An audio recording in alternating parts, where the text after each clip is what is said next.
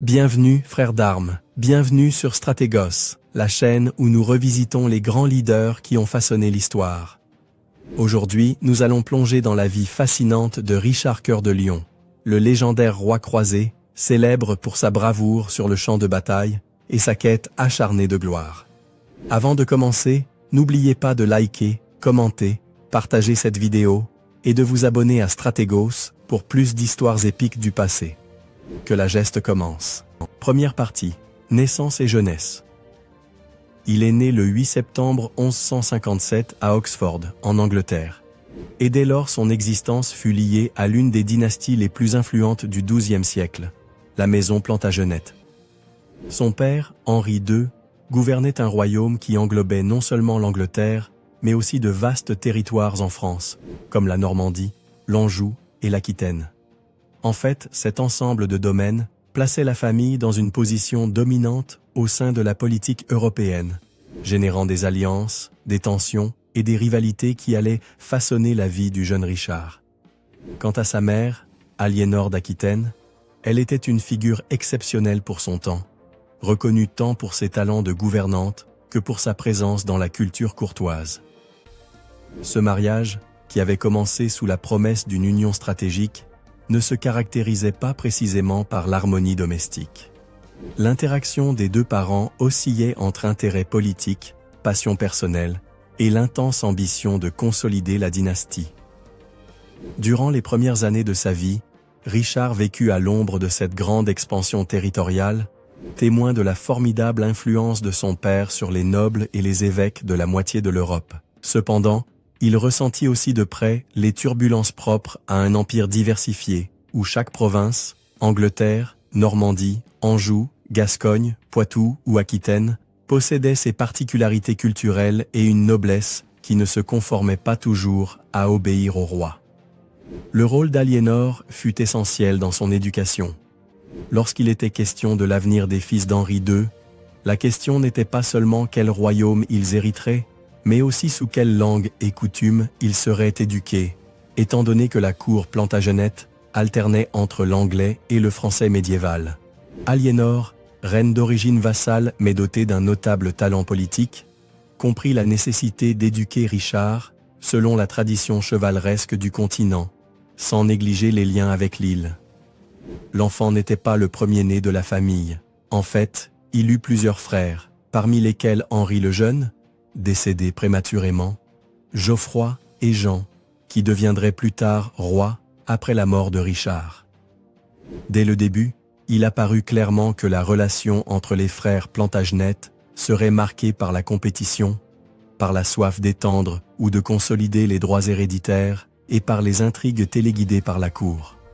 Dans ce contexte, Richard trouva en sa mère une alliée essentielle, surtout lorsque Aliénor se consolida en Aquitaine et décida que son troisième fils recevrait la formation propre à un futur gouverneur de ce riche duché. Durant son enfance et son adolescence, passer du temps dans les territoires continentaux, comme Poitiers, Bordeaux ou l'Aquitaine même, l'aida à absorber la culture locale et à se lier avec les nobles féodaux. Cette expérience, à long terme, lui servirait à cultiver la diplomatie autant que l'art de la guerre. L'éducation qu'il reçut ne se limita pas à la lecture et à la dévotion religieuse, si importante chez la noblesse de l'époque. Richard devint, dès son plus jeune âge, un cavalier et un épéiste accompli. Ses capacités au combat rapproché et son talent pour diriger des troupes, en partie appris des chevaliers et seigneurs féodaux de la région, le placèrent comme un prince particulièrement doué pour les arts martiaux. Parallèlement, la musique et la poésie courtoise, si ancrées dans la culture occitane, éveillèrent en lui un goût pour la lyrique et la composition. Il n'était pas rare, durant les moments de détente, de le voir écouter des troubadours ou même participer à de petits tournois poétiques. Cette facette plus raffinée coexistait avec la belligérance qui caractériserait son âge adulte. Les tensions commencèrent à devenir palpables au sein de la famille royale, lorsque Henri II, conscient de la nécessité de répartir son royaume, délimita divers titres pour ses fils. Henri le Jeune fut couronné roi du vivant de son père, un geste exceptionnel visant à assurer la succession. Tandis que Richard fut officiellement reconnu comme duc d'Aquitaine, Geoffroy reçut également des territoires en Bretagne, et Jean, étant le cadet, resta initialement sans fief précis, ce qui, avec le temps, engendrerait des ressentiments. Le partage, bien qu'il ait prétendu harmoniser les ambitions des fils avec la vaste héritage, n'éradiqua pas les rivalités. Au contraire, il servit de combustible aux conflits futurs. Chacun cherchait à étendre son influence, et les nobles locaux étaient enclins à soutenir le prince qui leur offrirait le plus d'avantages. Richard, déjà investi de son titre ducal, se forgea une réputation de souverain ferme en Aquitaine. Il tentait de contrôler les barons, célèbres pour leur penchant au chaos et leurs disputes. Sa jeunesse fut marquée par des campagnes militaires internes pour écraser des révoltes nobiliaires, ce qui le forgea davantage en tactique et en diplomatie forcée. Cependant, il ne devait pas seulement faire face aux problèmes de son territoire, mais aussi aux désaccords de sa propre lignée. Le père, Henri II, prétendait maintenir l'autorité suprême et ne tolérait pas que l'un de ses fils lui dispute trop de pouvoir. Dans ce bras de fer, Richard démontra très tôt qu'il n'hésitait pas à se joindre à des conspirations familiales si cela lui rapportait des avantages politiques. C'est alors que les rébellions des princes éclatèrent. En 1173, sous la direction d'Henri le Jeune, soutenu par Aliénor, un soulèvement contre le roi Henri II lui-même se produisit. Le motif était essentiellement la frustration des fils face aux restrictions que leur imposait encore leur père, réticent à céder son autorité malgré les titres accordés. Richard, jeune et ambitieux, se joignit à la révolte, montrant ainsi que sa loyauté envers le monarque pouvait céder face à son propre intérêt. Il participa à des affrontements militaires contre les troupes royales, et bien que la rébellion échoua, le geste révéla le caractère déterminé de Richard. Il préférait tout risquer plutôt que de se soumettre à ce qu'il considérait comme un contrôle excessif. Le roi Henri II, frappé par la trahison de ses propres enfants, prit des mesures fermes pour restaurer la discipline, étendant la confrontation à plusieurs territoires du domaine angevin. Malgré la réconciliation temporaire qui suivit la répression de la révolte, la relation entre Richard et son père ne se rétablit jamais complètement. Le prince conserva le contrôle de l'Aquitaine, mais Henri II continua de se méfier de ses intentions. Quant à Aliénor, ennemie de son époux, elle passa un temps recluse ou sous étroite surveillance, ce qui influença directement les mouvements de Richard. De plus, la mort de son frère Henri le Jeune en 1183 ouvrit un nouveau chapitre d'intrigue. Richard s'érigea en héritier principal, tandis que Geoffroy décéda lui aussi peu après, le laissant enfin en position de privilège face à Jean, mineur et encore dépourvu de soutien solide. Le roi, déjà âgé et malade, connut durant ces dernières années les tensions qui aboutirent à un affrontement décisif avec son fils. Richard, désormais soutenu par des alliés continentaux, n'hésita pas à prendre les armes contre le monarque lui-même, désireux d'hériter de l'immense royaume Plantagenet. Les chroniques racontent que, lorsque Henri II se rendit compte que même ses nobles les plus proches l'abandonnaient pour suivre Richard, il entra dans une colère noire et maudit le jour où il facilita la couronne de ses descendants. Le dénouement se précipita en 1189, lorsque le vieux roi, épuisé et pratiquement sans soutien, tomba malade au point de ne pouvoir poursuivre la campagne et finit par se soumettre aux conditions imposées par Richard et ses alliés. La mort d'Henri II, quelques jours plus tard, ouvrit une nouvelle ère. Richard accéda au trône d'Angleterre sans obstacle.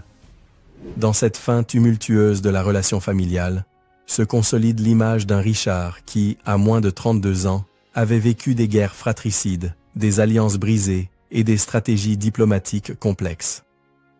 Entre sa rébellion précoce, ses compétences militaires et sa capacité à naviguer dans le réseau complexe de la haute noblesse européenne, on devinait déjà le monarque énergique et combatif que le monde connaîtrait sous le nom de Richard Cœur de Lion. La couronne de duc d'Aquitaine avait été une épreuve, un laboratoire de gouvernement où il apprit à soumettre un territoire difficile. Avec la mort d'Henri II, ce fils qui n'hésita pas à s'allier avec ses frères contre son père, devenait le souverain des domaines les plus étendus de l'Europe occidentale, unifiant sous son sceptre l'Angleterre et une partie de la France. Cet événement, loin d'apporter la quiétude à sa vie, poserait les bases de nouveaux défis, car le devoir envers la couronne anglaise entrerait bientôt en conflit avec ses aspirations de leadership dans la chrétienté. Mais par-dessus tout, l'ascension royale de Richard illustrait à quel point l'audace et l'ambition pouvaient forger le destin d'un prince Plantagenet, même si cela impliquait des désaccords irréparables au sein de sa propre famille. Deuxième partie, la lutte pour le trône et les premières conquêtes. La mort d'Henri II, en 1189, laissa l'immense ensemble de domaines qui formaient l'empire angevin dans un équilibre précaire. Pendant des années, la santé du monarque s'était détériorée, et avec elle, son autorité s'était progressivement affaiblie face aux assauts de ses propres fils. Les intrigues et les luttes de pouvoir au sein de la dynastie Plantagenet aboutirent finalement à une situation où Richard, duc d'Aquitaine, émergeait comme l'héritier le plus puissant, tandis que son frère cadet, Jean, encore sans territoire stable, espérait trouver une faille pour imposer ses propres revendications. Cependant, la mort d'Henri II ouvrit une période de définition où Richard ne tarda pas à démontrer pourquoi il deviendrait l'un des rois les plus mémorables de l'Angleterre médiévale. Lorsque Henri II expira, la situation était largement favorable à Richard. La mort prématurée d'Henri le Jeune et de Geoffroy avait considérablement réduit la compétition interne. Mais son frère cadet, Jean, représentait néanmoins une menace potentielle, car Henri II lui avait toujours témoigné un certain favoritisme durant les dernières années de son règne. De plus, le futur roi d'Angleterre devait s'assurer le soutien de la noblesse anglaise, normande et des barons aquitains, qui avaient démontré leurs propres ambitions et des loyautés ambiguës lorsqu'ils percevaient une faiblesse de la couronne. Richard entreprit une campagne rapide pour consolider sa position. Habile dans l'art de la diplomatie, il envoya des messagers et se présenta devant les pouvoirs locaux avec un discours combinant des gestes de réconciliation et des menaces voilées. Il était accompagné de la renommée acquise en Aquitaine, où il s'était forgé une réputation de souverain ferme et habile en matière de guerre.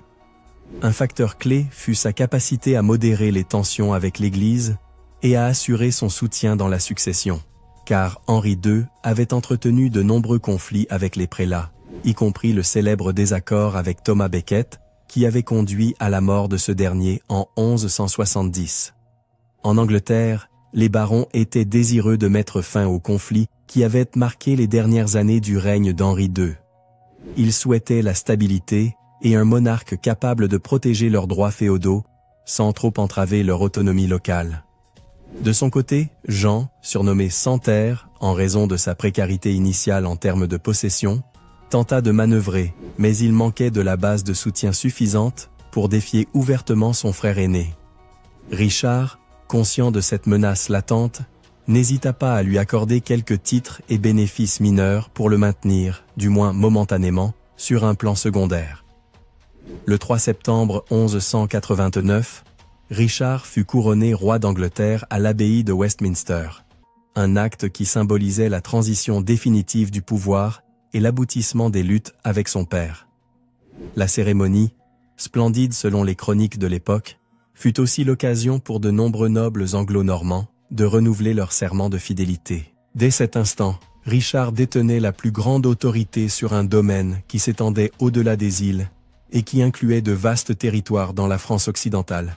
Malgré le brillant acte de couronnement, les relations avec le royaume de France n'étaient nullement détendues. L'Empire angevin comprenait la Normandie, l'Anjou, le Maine et l'Aquitaine, régions qui se trouvaient sous la souveraineté formelle de la couronne française. Ceci conférait au roi de France une certaine prétention féodale de suprématie, bien qu'en pratique, les Plantagenet aient agi comme des souverains indépendants. Philippe II, l'un des monarques les plus astucieux de l'époque, voyait toujours avec méfiance la vastitude des domaines de son vassal. Dès son jeune âge, il avait montré de la sympathie pour Richard et ils avaient même tissé une alliance temporaire, plus unie par l'intérêt partagé de se rebeller contre Henri II que par une profonde amitié. Après le décès du vieux roi et la proclamation de Richard, les tensions n'ont cependant pas tardé à apparaître. La priorité de Richard était d'assurer ses territoires sur le continent. La Normandie constituait la pièce maîtresse du système défensif qui protégeait les liaisons maritimes et terrestres entre l'Angleterre et la France. Pour cette raison, le nouveau monarque s'empressa de recevoir la confirmation de sa domination de la part des barons normands, tout en renforçant certaines forteresses frontalières afin que Philippe II ne trouve pas un vide de pouvoir qu'il puisse exploiter. La diplomatie avec le roi de France reposait sur la convenance mutuelle. Philippe ne souhaitait pas un affrontement immédiat avec le fraîchement couronné. Et, de son côté, Richard se montra disposé à pactiser, au moins jusqu'à l'achèvement des plans qui avaient pour théâtre la Terre Sainte.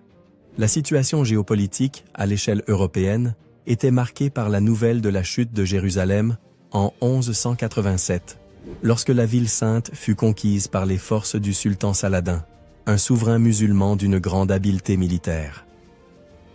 La chrétienté occidentale avait été bouleversée. Le pape Grégoire VIII émit une bulle appelant à la troisième croisade, car la conquête des lieux saints représentait, aux yeux de Rome, une crise de dimension catastrophique. Pour les nobles et les rois européens, cet appel était aussi une occasion de projeter leur pouvoir, de gagner du prestige auprès du reste du monde chrétien, et dans de nombreux cas, de canaliser leurs ambitions guerrières vers un ennemi extérieur. Richard ne resta pas indifférent. Sa réputation de chevalier et sa dévotion personnelle coïncidaient avec son désir de mesurer sa valeur dans la plus importante des luttes de sa génération. De plus, il considérait la croisade comme une occasion de légitimer son règne fraîchement entamé et de gagner la faveur de Dieu et de l'Église. Du point de vue des grands seigneurs, participer à la guerre sainte assurait également la rémission des péchés et l'admiration de leurs sujets. Mais avant de partir, le monarque devait laisser son royaume dans un état suffisamment stable pour ne pas le voir tomber aux mains de conspirateurs ou d'ennemis extérieurs pendant son absence. Avec la troisième croisade à l'horizon, Richard se lança dans un intense processus de recrutement d'hommes et d'obtention de ressources. Des impôts spéciaux furent établis, comme le fameux dîme de Saladin, qui taxait les revenus et les propriétés pour financer l'expédition. Cette mesure, bien que nécessaire, ne fut pas toujours populaire auprès des habitants de l'Angleterre, qui voyaient leurs charges fiscales augmenter. En même temps, le monarque renforça les ports et les navires pour transporter la cavalerie ainsi que les provisions vers l'Orient. On estimait qu'une campagne comme celle-là nécessiterait un déboursé économique colossal, couvrant les chevaux de guerre, les armes de siège et la subsistance d'une troupe multinationale pendant des mois, voire des années. Au milieu de ces préparatifs, des défis surgirent également dans la gestion du royaume. Richard ne pouvait pas emmener avec lui tous les barons influents, car il laisserait alors un vide de pouvoir dangereux. Il opta pour déléguer certaines responsabilités à des mains fiables, mais pas exemptes d'inimitié. Son chancelier, Guillaume de Longchamp, et d'autres conseillers durent faire face à l'ambition toujours présente de Jean Santerre. Celui-ci, avec son caractère volage, ne tarda pas à intriguer pour que partie de la noblesse voit d'un œil soupçonneux la longue absence du roi en terre lointaine. Cependant, dans un premier temps, Richard confia que les liens familiaux et les serments de fidélité suffiraient à maintenir la paix intérieure. Diplomatiquement, Richard chercha également à empêcher Philippe II d'attaquer ses possessions continentales tant qu'il se trouverait en Terre Sainte. Pour ce faire, ils convinrent en juin 1190 que les deux rois marcheraient ensemble à la croisade, partageant supposément les risques et la gloire. En effet, Philippe II, non exempt de calculs politiques, comprenait qu'un affrontement direct avec Richard à ce moment-là ne ferait que favoriser le sultan Saladin, car cela détournerait des forces de l'objectif croisé et générerait un discrédit aux yeux de la chrétienté. Ainsi, ils tracèrent une trêve, bien que les tensions sous-jacentes n'aient jamais totalement disparu. La perspective de partir à la guerre enflamma l'imaginaire collectif. Des chevaliers de toute l'Europe souhaitèrent se joindre à l'expédition commandée par le roi d'Angleterre, célèbre pour son habileté martiale et sa réputation de grand guerrier, forgé lors des tournois d'Aquitaine. Les troubadours commencèrent à composer des ballades qui louaient la valeur des croisés et annonçaient que le rachat des lieux saints était un devoir inéluctable. Depuis qu'il avait hérité d'un royaume convulsé par les disputes internes et la mort de son père, Richard se trouva face à la mission de consolider son autorité et en même temps de répondre à l'appel du pape et de la chrétienté pour récupérer Jérusalem. Son couronnement, en 1189, situation initiale, représenta l'aboutissement d'années de lutte familiale, et l'opportunité de se montrer comme le monarque qui mettrait de l'ordre dans les domaines Plantagenêt. Cependant, loin de jouir du calme, il fut contraint de faire face aux frictions avec Philippe II de France et à la menace constante des intrigues de Jean, son propre frère, élément perturbateur. La décision de se joindre à la troisième croisade devint l'épée à double tranchant qui donnerait forme à son règne. D'un côté, elle alimentait son prestige et lui garantissait une place prééminente parmi les rois européens. De l'autre, elle le poussait à laisser ses terres sous la garde d'alliés qui pourraient le trahir ou, au mieux, commettre des erreurs coûteuses. Au terme des préparatifs, Richard Cœur de Lion était sur le point de mettre les voiles vers l'aventure qui scellerait son nom dans l'histoire, mais qui impliquerait également de mettre en jeu l'avenir de son propre royaume. Résolution. Ainsi, à ce moment crucial, aux portes de la troisième croisade, Richard avait réussi à amasser une réputation de formidable chef militaire et de souverain ayant la détermination suffisante pour contrôler ses vassaux. Cependant, il partait vers l'Orient conscient que ses conflits avec la France n'étaient pas définitivement résolus et que son frère Jean pouvait embrouiller la situation en son absence. Le règne qui venait de commencer avec impétuosité serait mis à l'épreuve sur plus d'un front, tant dans les dunes ardentes du Proche-Orient que dans les verts champs de l'Angleterre qu'il laissait derrière lui. Son regard se fixait, désormais, sur la tâche de récupérer la Cité Sainte et d'affronter le grand Saladin, comptant sur que la gloire gagnée par l'épée compenserait les risques incalculables d'abandonner son trône aussi longtemps. Troisième partie, la troisième croisade. Richard Ier partit pour la Terre Sainte avec un profond désir d'accomplir son vœu de croiser et, à la fois, de forger sa légende de monarque guerrier.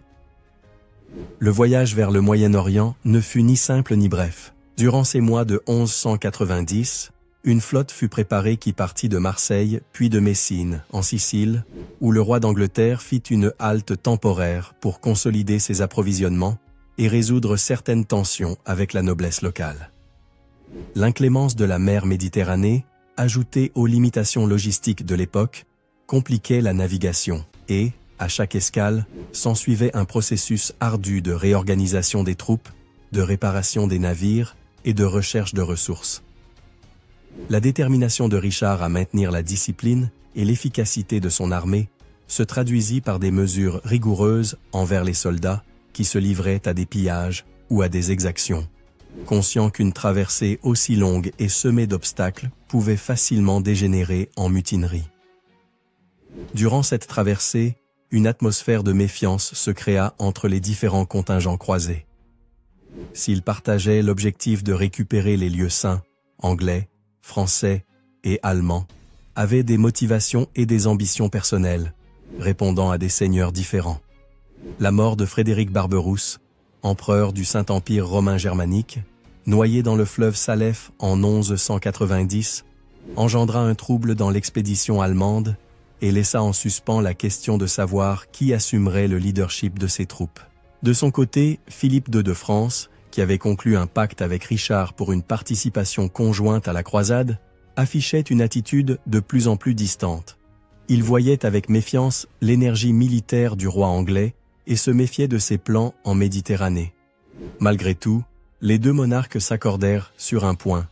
Prendre la ville fortifiée d'Acre était une étape indispensable pour asseoir la présence chrétienne en Terre Sainte. Lorsque Richard arriva finalement sur les côtes de Palestine, au milieu de 1191, il se trouva confronté à une situation complexe. Les croisés assiégeaient Acre depuis des mois, une ville côtière clé pour ravitailler toute force qui prétendait avancer vers Jérusalem. L'armée musulmane, fidèle à Saladin, ne cessait de harceler les assiégeants, tandis que la garnison d'Acre résistait avec ténacité, protégée par de solides murailles, et l'espoir que l'arrivée de renforts pourrait déséquilibrer la confrontation. L'irruption de Richard changea l'équilibre des forces. Le roi anglais, célèbre pour sa détermination au combat, coordonna des attaques d'artillerie et fit construire des machines de siège pour bombarder les défenses. Il fit preuve de son talent stratégique, coordonnant les différents contingents croisés et atténuant les rivalités internes. De son côté, Philippe II, déjà sur place, collabora au déploiement français, Mais de nombreux récits de l'époque soulignent que l'impulsion de l'offensive reposa sur Richard, qui supervisait l'action et maintenait le moral des troupes élevé. Après des semaines de bombardements et d'incursions sur les murailles, la défense d'Acre céda. La ville se rendit aux croisés, marquant un succès retentissant, qui redonnait espoir à ceux qui aspiraient à reconquérir Jérusalem. Dans cet accomplissement, la réputation de Richard comme leader charismatique et audacieux s'accrut notablement.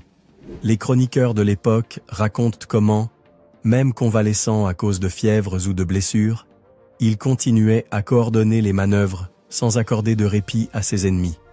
Cependant, le roi anglais récolta également des critiques pour la cruelle répression et l'exécution de prisonniers musulmans, motivés, selon des sources chrétiennes, par le non-respect des conditions de reddition. Ces actions, déplorées par beaucoup, témoignent également de la cruauté de la guerre médiévale, où la miséricorde était un luxe que peu pouvaient se permettre. La prise de Saint-Jean d'Acre, bien qu'elle ait représenté un tournant fondamental de la Troisième Croisade, ne résolut pas les tensions entre les chefs chrétiens.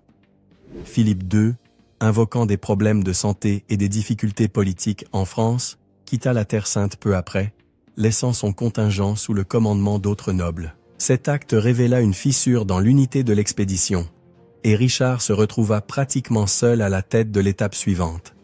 Affronter directement le redoutable Saladin et progresser vers Jérusalem. Saladin, souverain de l'Égypte ayoubide et stratège de renom, avait construit une solide coalition musulmane qui contrôlait de vastes territoires du Levant. Après la chute de Saint-Jean d'Acre, il comprit la nécessité de freiner l'élan croisé avant que ceux-ci ne consolident leur position sur toute la côte. Pour Richard, la priorité résidait à assurer une progression ferme vers le sud, peut-être capturer des ports stratégiques comme Jaffa et, grâce à une chaîne de fortifications loyales, préparer l'assaut de Jérusalem. Les forces chrétiennes se mirent en marche le long de la bande côtière, sous une chaleur accablante et dans un environnement infesté d'escarmouches. Les éclaireurs de Saladin organisaient des embuscades et des attaques éclairs, tentant de rompre les formations croisées et d'étouffer leur progression logistique. Richard était conscient qu'une erreur dans ce contexte pouvait mener à une catastrophe. Aussi maintint-il l'armée dans un ordre minutieux. Les fantassins protégeaient les arbalétriers et les chevaliers, tandis que la cavalerie lourde, un des grands atouts de la croisade, restait en alerte pour contrer les charges ennemies. L'affrontement décisif eut lieu à la bataille d'Arsuf, en septembre 1191. Saladin tenta de profiter de la dispersion de la colonne croisée, lançant des vagues de cavalerie légère et d'archers pour désorganiser les rangs. Cependant, Richard garda son calme et attendit le moment opportun pour ordonner à sa cavalerie de charger avec fureur sur les flancs musulmans. Le résultat fut une victoire éclatante pour les croisés. Les soldats de Saladin furent contraints de se replier, et Richard obtint non seulement un succès militaire, mais aussi un énorme regain moral. À partir de ce moment, sa réputation de capitaine habile et courageux se consolida, redouté par ses ennemis, et admiré même par certains chroniqueurs arabes. Malgré la défaite d'Arsuf, Saladin n'était nullement anéanti.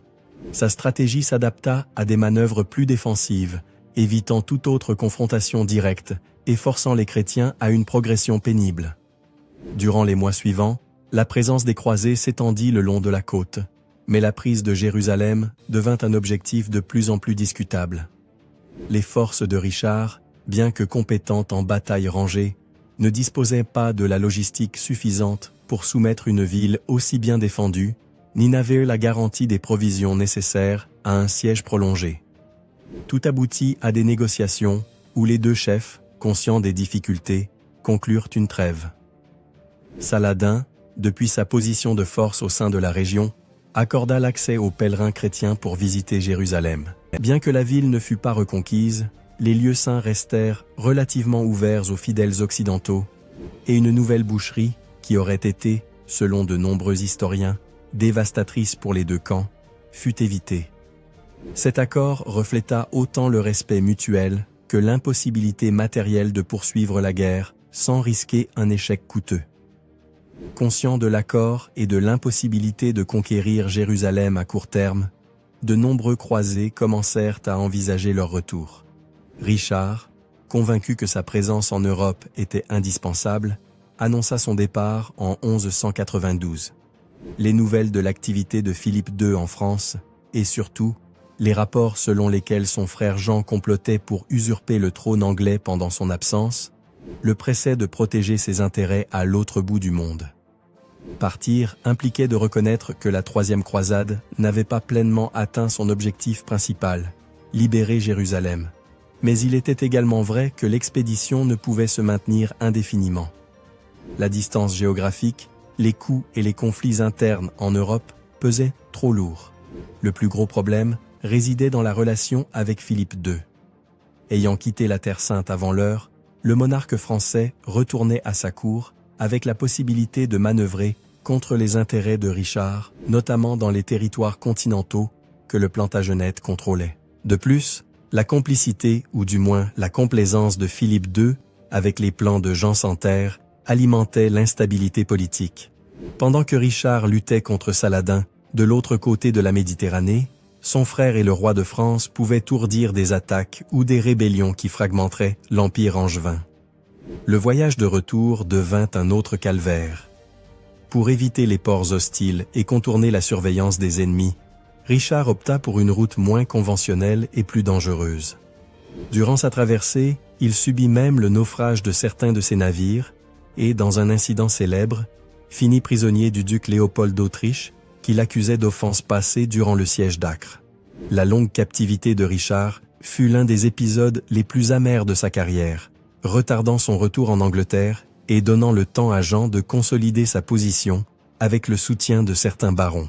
Quatrième partie, la captivité et le retour en Angleterre. La décision de Richard Ier de quitter la Terre Sainte après la Troisième Croisade ne marqua pas une fin placide à son aventure, mais le début de l'un des épisodes les plus tendus et les plus transcendants de son règne. La captivité qui le maintiendrait loin de l'Angleterre à un moment particulièrement vulnérable. Lorsqu'en 1192 il décida de rentrer en Europe, il craignait les machinations de son frère Jean sans Terre et les possibles manœuvres de Philippe II de France pour affaiblir le pouvoir angevin.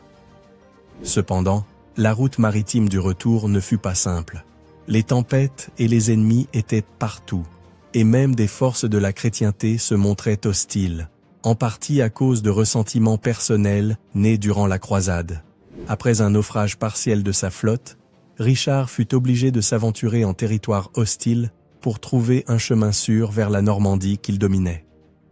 Selon les chroniques, il se déguisa en pèlerin ou en humble voyageur pour ne pas être reconnu, car la réputation qui l'accompagnait, Richard Cœur de Lion, le grand croisé, le mettait dans le collimateur de nombreux seigneurs germains offensés par des disputes précédentes lors de la croisade.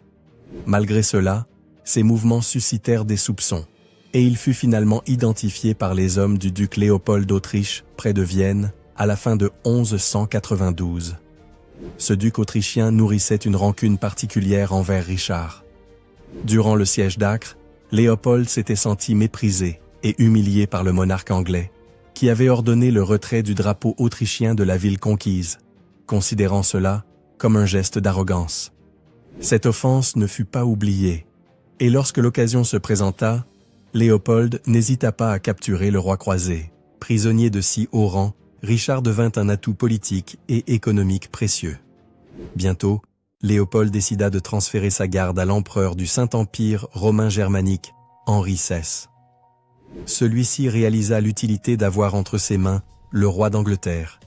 Il pourrait exiger une rançon considérable et faire pression pour obtenir des concessions territoriales ou des alliances favorables. Pour Richard, commença une longue période d'emprisonnement dans diverses forteresses allemandes, parmi lesquelles la célèbre prison de Dürnstein, sur le Danube, avant d'être transféré à Spire. La réponse d'Henri VI fut d'exiger une rançon monumentale, chiffrée à 150 000 marks d'argent, une somme qui dépassait largement les richesses disponibles en Angleterre à cette époque. Devenu otage, Richard constatait, impuissant, comment son frère Jean sans Terre profitait de la situation. Depuis longtemps, Jean intriguait pour lui arracher le trône, ou du moins, affaiblir son autorité. Maintenant, Le monarque légitime étant absent, Jean bénéficiait du soutien de quelques nobles opportunistes et, plus dangereux encore, de l'appui de Philippe II de France. La situation politique en Angleterre devint critique. La régence, dirigée par la mère de Richard, Aliénor d'Aquitaine, et par le chancelier Guillaume de Longchamp, entre autres, disposait d'une marge de manœuvre limitée pour maintenir l'ordre et réunir l'énorme somme exigée par l'empereur. La couronne décréta des impôts extraordinaires, incluant une taxe sur les propriétés de la noblesse et du clergé. L'Église, sous pression, accepta de contribuer, car maintenir Richard captif n'était pas seulement une tragédie personnelle, mais un potentiel séisme politique pour le royaume. Entre-temps, Jean promettait faveurs et titres à des barons mécontents, tentant de saper la loyauté envers le monarque absent. Il alla même jusqu'à rendre hommage à Philippe II pour les possessions continentales, espérant que le souverain français le reconnaîtrait comme roi d'Angleterre. Cependant, la majorité de la noblesse anglaise, bien que mal à l'aise avec les impôts élevés, considérait toujours Richard comme le véritable héritier Plantagenet et lui restait fidèle. Les évêques convoquèrent des prédicateurs pour justifier que le très haut paiement était un devoir sacré. Racheter le lion d'Angleterre devint un geste patriotique. Après d'intenses négociations et un processus qui dura plus d'1 an, l'argent fut finalement réuni. De nombreuses communautés s'endettèrent à un point tel qu'elles auraient besoin de décennies pour se relever. Et le royaume, au trésor amoindri, se retrouva dans une position vulnérable face à de possibles agressions de Philippe II. Cependant, c'était le prix que l'on était prêt à payer pour ramener Richard. En février 1194, après le versement de la partie principale de la rançon, la libération de Richard fut scellée. Il put alors reprendre le chemin de ses domaines. L'accueil en Angleterre fut triomphal. Plus qu'un simple gouvernant, le roi revenu de captivité devenait le symbole de l'unité nationale. Des cours et des cérémonies furent immédiatement organisés pour que les barons renouvellent leur serment de fidélité. Aliénor d'Aquitaine, figure clé pour la stabilité du trône, respira enfin soulagé en voyant son fils libre. Le premier objectif de Richard fut de neutraliser la menace interne représentée par Jean. Il disposait de suffisamment d'informations sur les complots que celui-ci avait ourdis en son absence, et la colère du monarque se dirigea vers ceux qui avaient soutenu l'usurpation. Néanmoins, Richard était suffisamment pragmatique pour se rendre compte qu'une répression excessive pouvait aggraver les divisions. C'est pourquoi, après avoir réprimé les principaux foyers de résistance, il permit à quelques nobles de revenir à son obéissance en échange d'amendes et de la perte de certains privilèges. Jean, conscient de son infériorité, demanda pardon et se soumit à son frère aîné, recevant finalement le pardon royal. Avec l'ordre interne rétabli, Richard profita de l'occasion pour renforcer l'administration du royaume. Il confirma de nombreux fonctionnaires qui avaient géré la collecte de la rançon, conscient qu'il avait besoin de personnes compétentes pour la gestion quotidienne du gouvernement. Parallèlement, il promut des réformes dans la justice et la défense côtière, car il craignait les plans expansionnistes de Philippe II en Normandie et dans les autres possessions angevines en France. L'empreinte laissée par cette période de captivité fut profonde. D'un côté, le coût astronomique de la rançon avait affaibli les finances de l'Angleterre, créant du ressentiment dans les villages et les villes où les fonds avaient été collectés par le biais d'impôts lourds. De l'autre, l'expérience d'avoir presque perdu le royaume pendant son absence convainquit Richard de l'importance d'assurer la sécurité des forteresses frontalières et de maintenir un réseau de vassalité solide qui ne puisse pas s'épuiser facilement en cas de nouveaux conflits. Bien que son règne se soit caractérisé par la nécessité de s'engager constamment dans la guerre, que ce soit lors de la croisade ou dans les luttes contre Philippe II, l'image de Richard comme un monarque capable de gestes de clémence et d'un sens de la justice souvent mis en avant dans les chroniques s'est imposée. La noblesse en général le respectait pour son charisme et ses capacités de leadership, tandis que le peuple le considérait comme le héros des exploits en Terre Sainte. Sa passion pour la stratégie et le combat lui valut une admiration légendaire. L'Europe médiévale le considérait comme l'un des grands paladins chrétiens, bien qu'en pratique, il passa peu de temps à gouverner sur le sol anglais. Le chapitre de sa captivité souligna en outre la fragilité des frontières au Moyen Âge. Un monarque pouvait tomber aux mains d'un autre seigneur, faisant face à un long blocage diplomatique jusqu'au paiement de la rançon. Les récits des tentatives d'évasion de Richard, ou la fameuse légende de Blondel, qu'il aurait retrouvée en chantant une chanson dans sa cellule, renforcèrent la dimension mythique de cet épisode. Qu'elle soit vraie ou non, l'histoire du roi prisonnier échappa aux chroniques pour s'inscrire dans l'imaginaire populaire de l'Europe. 5e partie, dernières années et mort. Les dernières campagnes militaires de Richard Ier ne furent pas moins intenses que le reste de sa vie. À peine eut-il repris le contrôle de l'Angleterre après sa captivité en Allemagne, qu'il tourna son regard vers la défense et la récupération de ses territoires sur le continent. Sa principale préoccupation se centrait sur la Normandie, pièce maîtresse de l'écheveau angevin qui unissait l'Angleterre au cœur de ses possessions françaises. Philippe II de France, pour sa part, rôdait depuis longtemps, désireux d'étendre sa propre influence et de réduire le pouvoir de la dynastie Plantagenète. Dans ce contexte, Richard fut contraint de reprendre ses combats contre un ennemi rusé qui connaissait parfaitement les forces et les faiblesses de la couronne anglaise. Cette période constitua une démonstration du tempérament guerrier de Richard. Chaque ville fortifiée, chaque pont sur la Seine, chaque château normand, constituait un élément stratégique que le roi souhaitait maintenir à tout prix. Les dépenses de la campagne n'étaient pas négligeables, et l'Angleterre, qui avait déjà payé une rançon astronomique pour le libérer, continuait à assumer des tributs onéreux.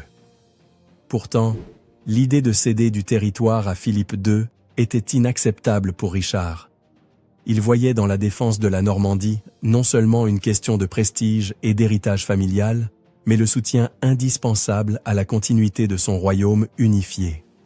Ainsi, durant les années suivantes, il se dévoua sans réserve à la tactique des sièges, des contre-marches et des manœuvres destinées à consolider chaque parcelle de terre. Dans cette mission, la relation avec sa mère, Aliénor d'Aquitaine, s'avéra une fois de plus décisive. Elle, qui jouissait d'une grande reconnaissance parmi l'aristocratie, maintenait la stabilité en Aquitaine et veillait aux intérêts de la famille, tandis que Richard dirigeait l'effort militaire en Normandie ou en Anjou. Depuis longtemps, Aliénor avait su cultiver des alliances avec les nobles locaux, exerçant son influence sur de puissants courtisans et courtisanes. En fait, beaucoup la considéraient comme le véritable cerveau politique derrière le trône, toujours attentive aux moindres signes de trahison ou d'insurrection. Son soutien permit que, malgré les frictions internes et les coûts croissants des campagnes, le pouvoir de Richard ne se disloque pas. Entre-temps, la tension avec Philippe II ne cessait. Le roi de France, souvent qualifié de souverain méthodique et rusé, comprenait qu'il ne suffisait pas de simples coups de main. Il devait épuiser économiquement les Plantagenets, saper leur prestige et pas à pas, défaire ce réseau de châteaux qui protégeait les domaines du roi d'Angleterre sur le sol français. Richard, conscient de la détermination de Philippe, adopta une stratégie presque aussi implacable. Il tenta d'encercler le monarque français par des pactes locaux, recrutant des chevaliers disposés à lui jurer fidélité et offrant des faveurs à ceux qui se joindraient à sa cause. Cependant, chaque fois qu'un siège semblait pencher en faveur de l'un des camps, l'adversaire trouvait le moyen d'ouvrir une autre brèche, sur un flanc dépourvu de protection. La fortune de guerre, qui s'était montrée si souvent bienveillante envers Richard, commença à se retourner contre lui, lors d'un épisode apparemment mineur, mais fatal. Près de Limoges, dans la région du Limousin, s'élevait la forteresse de Chalut-Chabrol, une enclave d'importance relative dans le sud-ouest de la France. Pour Richard, ce château était devenu un foyer de résistance locale qu'il ne souhaitait pas tolérer. On disait qu'il y était gardé des trésors, possiblement une trouvaille de certaines valeurs, et que les seigneurs de la place défiaient son autorité. Le roi, toujours impatient de soumettre ceux qui osaient résister, se présenta au printemps de 1199 à la tête d'un contingent pour s'en emparer. Le siège ne présentait pas un grand défi comparé aux énormes entreprises que Richard avait menées, mais cette fois, le destin se conjura contre lui. Une flèche, tirée depuis les murs de Chalut-Chabrol, l'atteignit à l'épaule ou au haut du bras. Bien que la blessure ne semblât pas mortelle au départ, la médecine médiévale offrait beaucoup moins de garanties que la guerre elle-même. Le projectile, traversant la chair, causa des ravages qui se compliquèrent d'une infection. Durant les jours suivants, le roi souffrit de fièvre et de douleurs croissantes, et les tentatives de chirurgie se révélèrent inefficaces et douloureuses. Seulement quelques semaines plus tard, le 6 avril 1199, Richard mourut de la gangrène, laissant ses compagnons d'armes perplexes. Il s'éteignait à 41 ans, sans héritier direct et en pleine activité militaire. La nouvelle de la mort de Richard Cœur de Lion eut un impact retentissant sur tous ses domaines. En Angleterre, où il avait souvent été absent, on le pleura comme un héros lointain, un monarque charismatique qui avait combattu Saladin en Terre Sainte et avait défendu avec zèle les intérêts de la couronne. Pour beaucoup de nobles normands et angevins, cela signifia la fin d'un chef combatif qui, malgré les tensions et les impôts élevés, avait apporté un certain ordre face aux ambitions de Philippe II. Et pour sa mère, Aliénor d'Aquitaine, la perte signifia le dernier grand coup familial dans une vie longue et marquée par les tragédies et les rébellions. La succession revint alors à son frère Jean Santerre, un personnage de réputation douteuse, célèbre pour son instabilité et la défiance que ses propres décisions suscitaient. Le nouveau monarcat n'hérita pas du charisme ni de l'habileté guerrière de Richard. Bientôt, les disputes avec les barons anglais se firent patentes, et la menace française en Normandie devint un problème insoluble pour Jean.